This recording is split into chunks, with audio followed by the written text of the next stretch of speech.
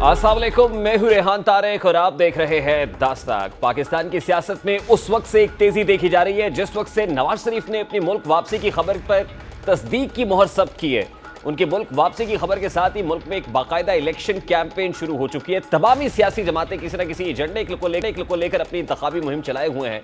Peoples party जहां जल्द elections के बयानात दे रही है, अब वो इससे एक कदम पीछे हटते हुए लेवल प्लेइंग फील्ड की बात कर रही है। वहीं मुस्लिम लीग नून 2017 में नवाज शरीफ की हुकूमत को खत्म कराने वाले किरदारों के एहतसाब का बयानिया अपनाए हुए है। गुज़श्ता रोज लाहौर में पंजाब के पार्टी अहदेदारों के ग्रैंड मुशावरती इजलास में पंजाब की तमाम सीनियर क़यादत ने शिरकत की, जबकि इस तकरीब से नवाज शरीफ ने लंदन से बज़रिया वीडियो लिंक खिताब किया। नवाज शरीफ के इस खिताब से ऐसा तासुर मिल रहा है कि शायद मुस्लिम लीग नून इसी खिताब में की गई बातों को बयानिए की शक्ल देकर मैदान में उतरेगी। नवाज शरीफ के खिताब में यह बात इंतहाई खुशाइन थी कि उन्होंने ये जोर देकर कहा कि मैंने पहले भी मामला अल्लाह ताला पर छोड़ा था, अब भी अल्लाह पर छोड़ा है। मेरे दिल में खौफ खुदा और पाकिस्तान की मोहब्बत का जज्बा था और इंतकाम की कोई ख्वाहिश नहीं है, किसी बदले की तमन्ना नहीं है। वो क्या कह रहे थे, जरा उसकी एक झलक आपके सामने रखता है।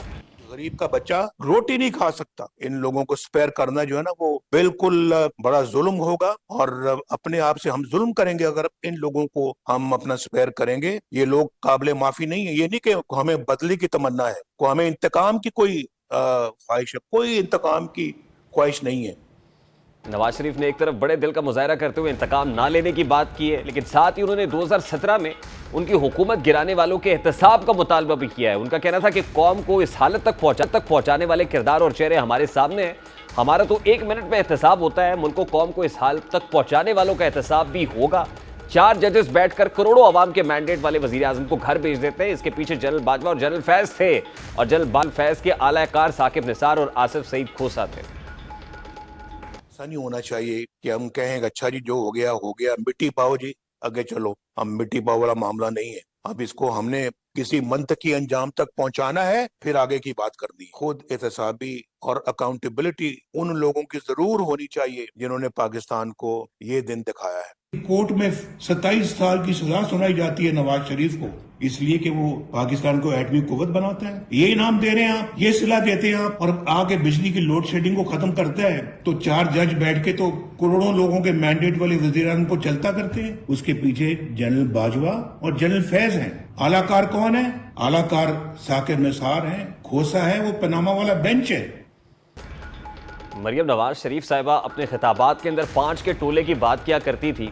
उस वक्त 5 किरदारों के अंदर जनरल बाजवा की तस्वीर नहीं होती थी, तो इस्तफसार किया जाता था कि जनरल बाजवा की बात तो नहीं कर रहे आप, फैज़ हमीद साहब की जो साबिक DGI हैं उनकी तस्वीर लगाए हुए हैं। आज पाकिस्तान मुस्लिम लीग नून के कायद नवाज शरीफ 4 जजेस की बात कर रहे हैं और हैरत तो ये है कि पनामा केस के अंदर फैसला देने वाले 5 जजेस थे और उन 5 जजेस के अंदर जस्टिस आसिफ सईद खोसा, जस्टिस गुलजार, जस्टिस एजाजुल एहसन, इसी तरह से जस्टिस एजाज अफसल मौजूद थे। अब वो 5 जजेस थे, उन 5 में से 4 का नाम नवाज शरीफ साहब ले रहे हैं, तो वो कौन है? एक जिसको क्लीन चिट मिल रही है। और इसी तरह 5 के टोले के अंदर अब एक और किरदार ऐड कर दिया गया है और वो किरदार जनरल बाजवा का है। जनरल फैज़ के कोर्ट मार्शल का मुतालबा भी आज से पहले किया गया और अब कुछ ऐसी बातें फैसल वोडा भी कर रहे हैं। इस वक्त मुनरिफ रहनुमा के तौर पर जाने जाते हैं पाकिस्तान तहरीक इंसाफ के फैसल वोडा और बड़े कनेक्टेड समझे जाते हैं कंसर्न क्वार्टर्स के, और अभी तक जो बातें उन्होंने की साबित हुई हैं वो दिन करीब आ गया। यानी जो बातें लंदन में बैठ के नवाज शरीफ कर रहे हैं, इसका मतलब यह है कि अब आने वाले दिनों में कुछ लोगों का एहतसाब भी होगा। और फिर सवाल तो ये भी है कि क्या पहले एहतसाब और फिर इंतखाब होगा?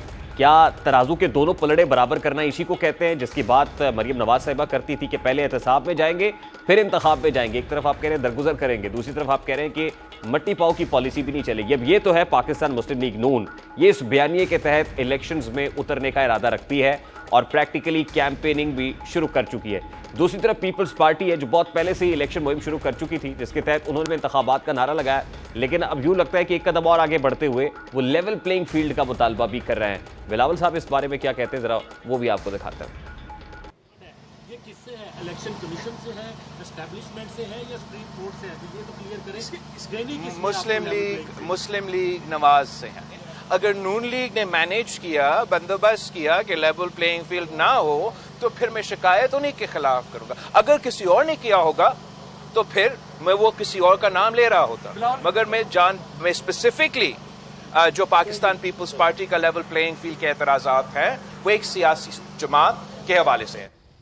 बिलावल साहब गुज़श्ता कई रोज से लेवल प्लेइंग फील्ड का मुतालबा तो कर रहे हैं, लेकिन आज क्लैरिफाई भी कर दिया है कि लेवल प्लेइंग फील्ड का मुतालबा एक सियासी जमात के हवाले से और उस सियासी जमात का नाम पाकिस्तान मुस्लिम लीग नून है, और उनको ये दिखाई देता है कि level playing field person specific है, किसी खास पॉलिटिकल फिगर के लिए, किसी खास पॉलिटिकल पर्सनैलिटी के लिए तैयार हो रही है। इसी वक्त बात करेंगे, इस वक्त पाकिस्तान मुस्लिम लीग नून के मरकज़ी रहनुमा अली गौहर बलोच साहब हमारे साथ मौजूद है। अस्सलाम वालेकुम अली गौहर बलोच साहब, बहुत बहुत शुक्रिया आपके वक्त के लिए। यही से शुरू कर लेते हैं। आपने सुना पीपल्स पार्टी बार बार लेवल प्लेइंग फील्ड का मुतालबा कर रही है, और आज तो बिलावल साहब ने क्लैरिफाई कर दिया कि लेवल प्लेइंग फील्ड की जब वो बात करते हैं तो उनका इशारा एक जमात की तरफ होता है, और वो है मुस्लिम लीग नून। ये लेवल प्लेइंग फील्ड मुस्लिम लीग नून के लिए तो है, पीपल्स पार्टी के लिए नहीं है। बिस्मिल्लाहिर्रहमानिर्रहीम। देखिए, बुनियादी तौर पर बात यह है कि हम वो तमाम पॉलिटिकल पार्टीज जो कि अपोजिशन में भी एक प्लेटफॉर्म पे इकट्ठे रहे, और जब ये इत्तेहादी हुकूमत बनी उसमें पाकिस्तान पीपल्स पार्टी, JUI और दीगर वो पार्टीज भी थी जो कि पहले हुकूमत में शामिल थी। हमारे साथ अपोजिशन में नहीं थी, लेकिन जब हम हुकूमत में थे तो वो आए, जिस तरह से कि MQM था और दीगर बाप पार्टी थी। देखिए, मोस्टली पार्टीज जिस तरह से अगर आप PMLN का जिक्र करें, JUI का करें, पाकिस्तान पीपल्स पार्टी का करें, ये वो तमाम पार्टीज हैं जो कि अलग अलग इलेक्शन मैनिफेस्टो रखती हैं और हमेशा एक दूसरे के मद्दे मुकाबिल जो है इलेक्शन कंटेस्ट करते हैं। जाहिर है कि अब चूँकि इलेक्शन मोड में तमाम पॉलिटिकल पार्टीज कैंपेन चला रही हैं, तो वो कोई न कोई ऐसा बयान जाहिर है पीपल्स पार्टी की तरफ से आएगा जो कि उनको सियासी तौर पर फायदा देता। लेकिन अली गौहर बलोच साहब, ये सिर्फ बयान नहीं है, ये तो इल्जाम है कि पाकिस्तान मुस्लिम लीग नून को वो तमाम तरह हिमायत हासिल है जो कंसर्न क्वार्टर्स की तरफ से रिक्वायर्ड होती है। और फिर जिस वक्त नवाज शरीफ साहब ने ये कहा कि लिख कर रख लें कि अगले इलेक्शंस मुस्लिम लीग नून जीतेगी, तो इतना ज्यादा कवी एतमाद और यकीन कैसे है? और फिर बिलावल साहब तो ये भी कहते हैं कि एक ही जमात को पता है इलेक्शंस कब होंगे, और वो नून लीग। नहीं, देखें, मैं अगर आप सुने तो मैं आपकी दोनों बातों का जवाब जो है कोशिश करूंगा कि मुदल्लिल और मुख्तसर टाइम में। पहले आ जाते हैं कि बिलावल साहब ने इल्ज़ाम क्या लगाया। एक तो बुनियादी बात यह है कि निगरान हुकूमतें कायम हो चुकी है और इलेक्शन कमीशन का काम है कि वो हुकूमतों के जरिए तमाम पॉलिटिकल पार्टी को लेवल प्लेइंग फील्ड दे। जाहिर है जब पार्टीज मद्दे मुकाबल इलेक्शन कॉन्टेस्ट करेंगी तो वो एक दूसरे पर जाहिर है कुछ न कुछ तो इल्ज़ाम लगाएंगे। सियासत करनी है, वोट हासिल करना है। अगर पीपल्स पार्टी ने PMLN के मुकाबले में लेना है, JUI के मुकाबले में लेना है, दीगर पार्टी के मुकाबले में वोट लेना है, तो वो वही बात करेंगे, चाहे उस बात में सदाकत ना हो जो उनको सियासी तौर पर सूट करे।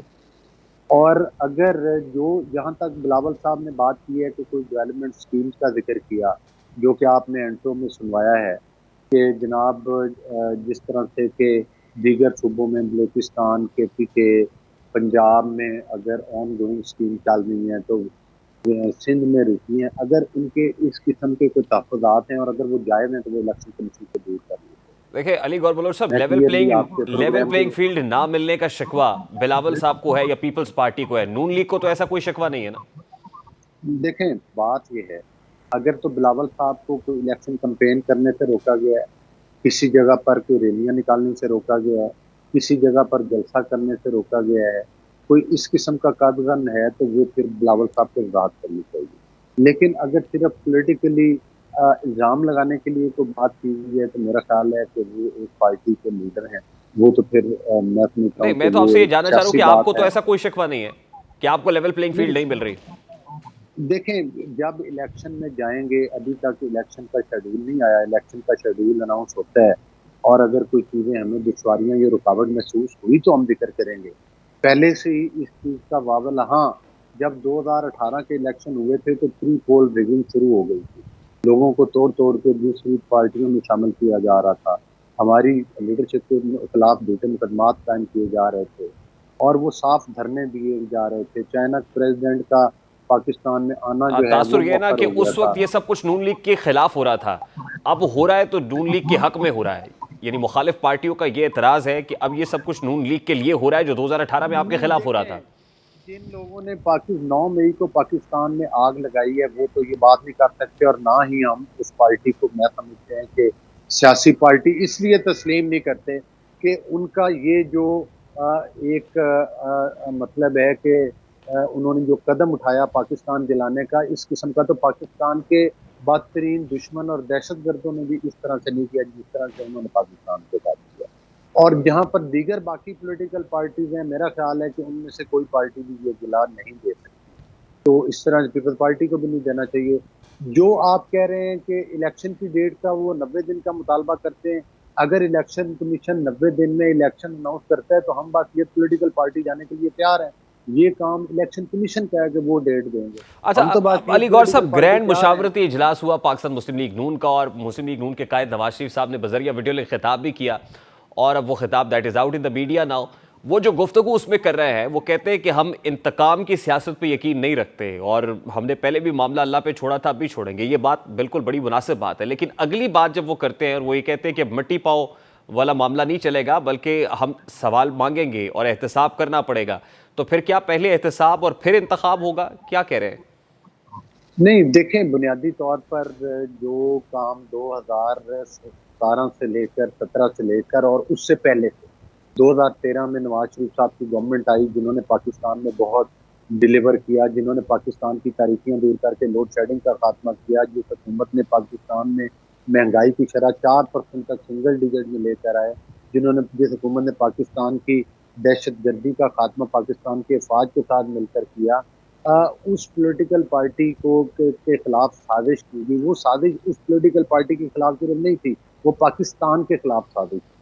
और जिन किरदारों ने आईटीएस सिस्टम बंद किए, पॉलिटिकल इंजीनियरिंग की, नून लीग के लोगों को के ऊपर मुकदमात कायम किए, झूठे मुकदमात, और साथ ही साथ धकेल कर दूसरी पार्टियों में लेकर गए लोगों को, और जिन्होंने पाकिस्तान को माशी तौर पर और सियासी तौर पर तबाही के दहाने पर पहुंचा दिया, बल्कि तबाह किया। तो उन किरदारों के बारे में हम जरूर बात करते हैं कि उन किरदारों को जो कि एक्सपोज हो चुके हैं, उनकी अब रिस्पॉन्सिबिलिटी फिक्स करनी चाहिए। उन लोगों का एहतसाब जरूर होना चाहिए। तो उन ये जिम्मेदारों का एहतसाब तयन कौन जरूर करेगा? करना 16 माह चाहिए। आपकी हुकूमत रही, उस वक्त एहतसाब क्यों नहीं किया आपने? देखिए, बात ये नहीं है कि हुकूमतें एहतसाब करती हैं, ये काम इदारों का होता है। और देखें, जिस तरह से कि 9 मई के नहीं, वाक़यात लेकिन हुए आपकी तो हुकूमत सबसे ने, पहले शहबाज शरीफ साहब ने तो ये मुतालबा नहीं किया उस वक्त, कि जिस वक्त उनके पास पावर्स थी। देखें देखें बात ये है कि शहबाज शरीफ साहब जो हैं वो किसी वजीर आजम के पास इख्तियार नहीं होता। ये इदारों का काम है वजीर कि आजम वो के पास तयन इख्तियार करें। होता है, हाई पावर्ड कमीशन बना सकते हैं वो।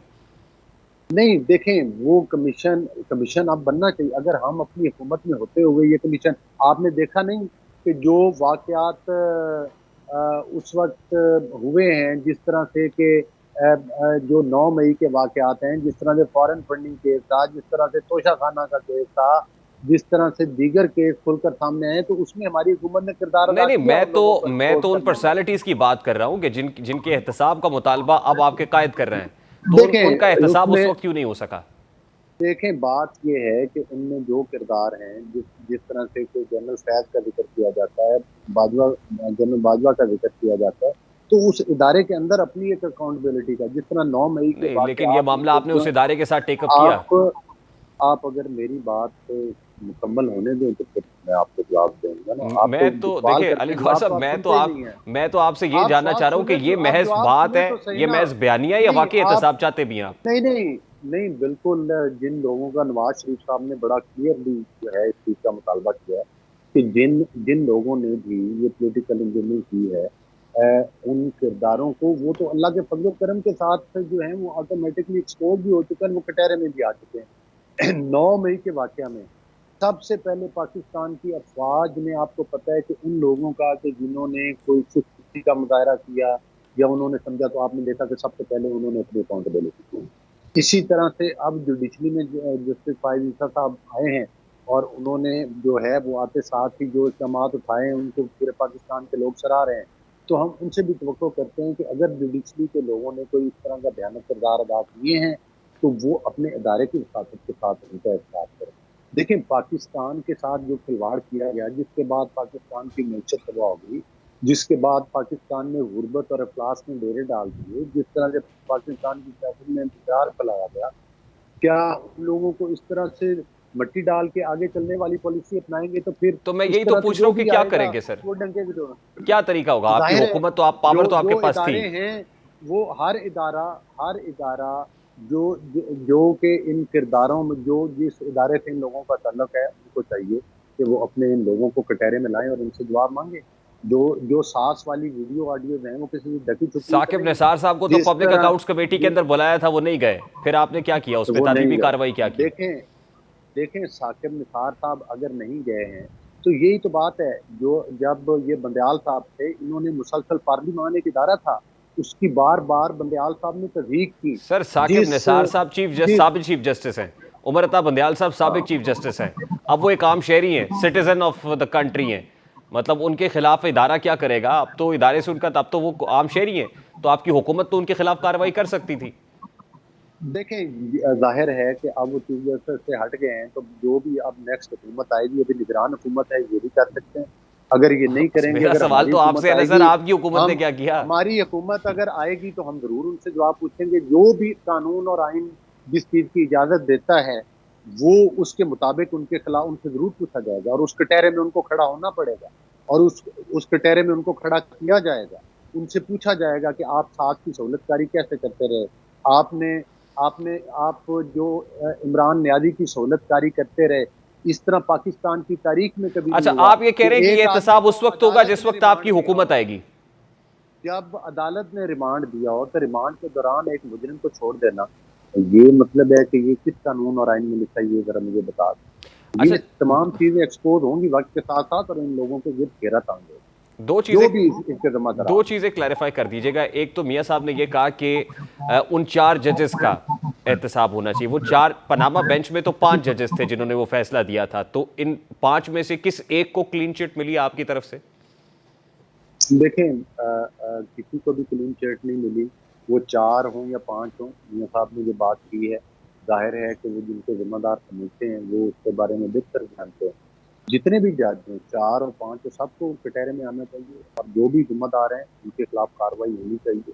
और यकीनी तौर आप किस तरह से सिसिलियन माफिया कहा गया, साकिब निसार का किरदार क्या आप समझते हैं कि पूरे पाकिस्तान ने देखा? वो किसी से ढका छुपा हुआ था, किस जगह पर उन्होंने सहूलतकारी नहीं की, किस तरह से उनकी वो ऑडियो वीडियोज लीक हुई, किस तरह से वो व्हाट्सएप ग्रुप। अच्छा अली गौर साहब, लास्टली सर, जनरल फैज की बात तो पहले होती थी, साबिका DGI की, अब जनरल कमर जावेद बाजवा की बात भी की है मियां साहब ने, तो क्या मुतालबा करते हैं आप दोनों इन दोनों पर्सनालिटीज के खिलाफ?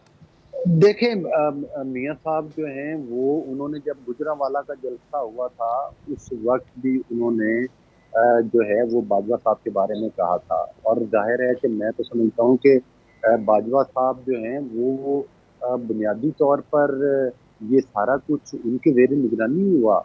उस वक्त वो बिल्कुल आर्मी चीफ थे जब ये सारा कुछ जो ड्रामा रचाया गया, जिस तरह से वो मतलब उस वक्त नवाज शरीफ साहब ने क्या कहा था, जिस बात को बहाना बनाया गया कि हम अपना गार्ड ठीक करें।